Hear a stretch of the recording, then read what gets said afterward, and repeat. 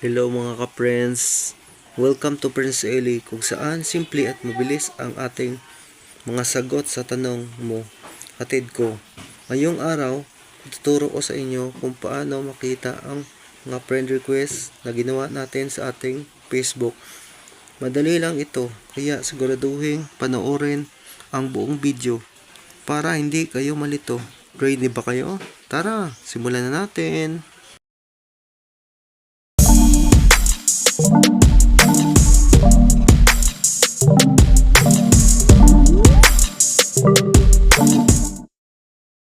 Muna, buksan natin itong Facebook. Pero sa akin, nabuksan ko na.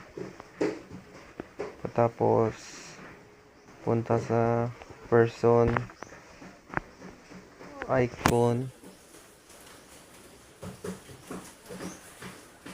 friend request, 3 dots vertical line,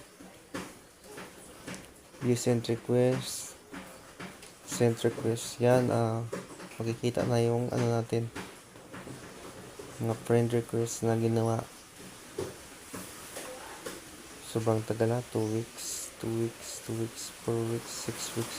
Don't forget to like, subscribe, and hit the notification bell. Thanks guys.